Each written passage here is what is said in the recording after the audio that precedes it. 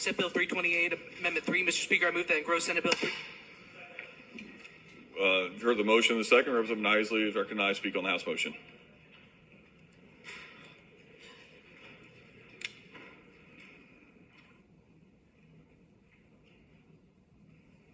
Thank you, Mr. Speaker, ladies and gentlemen of the House.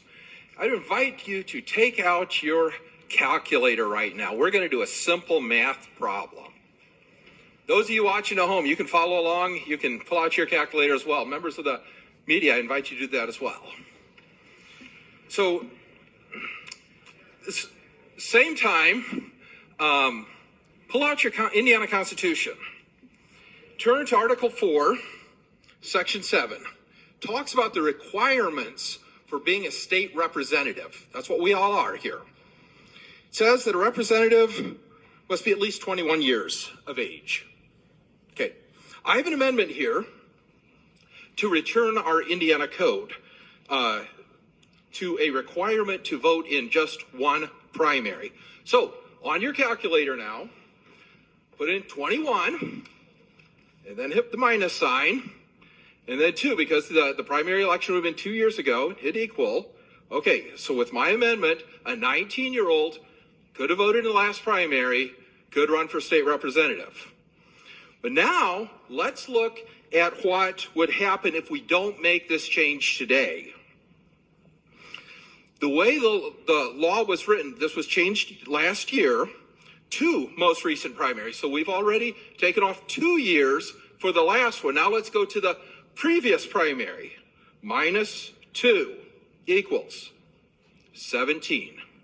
Ladies and gentlemen, it is illegal to vote when you're 17. What we have, the law that was passed last year is blatantly unconstitutional. This amendment will fix this. Won't fix it for this year because that ship has sailed already. But in 2 years from now and 4 years from now, any time in history, if this is not changed, a 21-year-old would not be able to run for state representative because they would have been ineligible to vote in the 2 primaries preceding. There's another issue here. In this, back to our Indiana Constitution, it says that a person has to live for at least 2 years in the state. But once again, the way the law is today, they'd have had to live here for 4 years.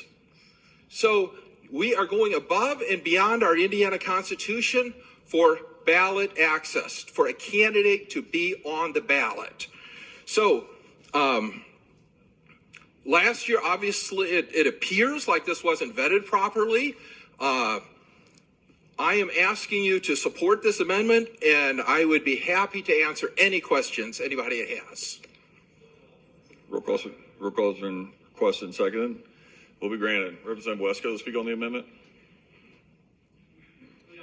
Other yield, he yields. Thank you, Mr. Speaker. Representative Nisley, do you have to be a Republican or a Democrat or a member of a major party to serve in this body? No. Could a county party chairman sign off on anyone who is qualified under the Constitution to run under that party's banner? The county party chairman has the discretion to it. My wife has been the county chairman. She has signed off on different requests for people to run, but it is totally the discretion of the county chair. Permission to speak? Permission granted. This is not about being a member of this body. This is about running as a member of a particular political party. That's a very important distinction to make. A county party chairman can sign off on the participation of anyone being adequate amongst that party to run under that banner. I would urge you to oppose the amendment. Thank you. Further discussion on the amendment? Representative Jacobs, speak on the amendment.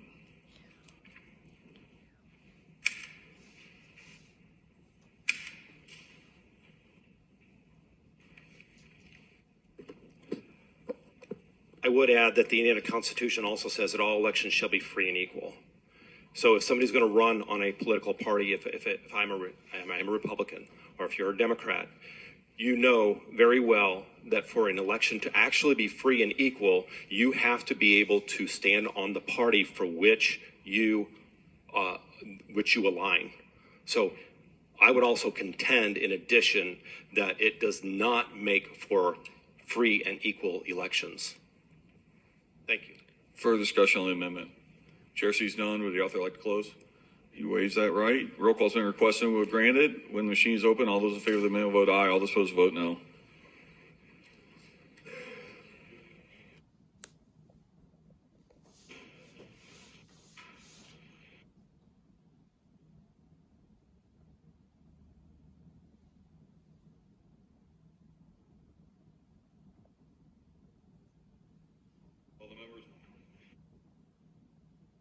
All the members voted? Tally roll. Roll call shows 15 ayes, 73 noes. The amendment has failed. Are there further amendments? Chair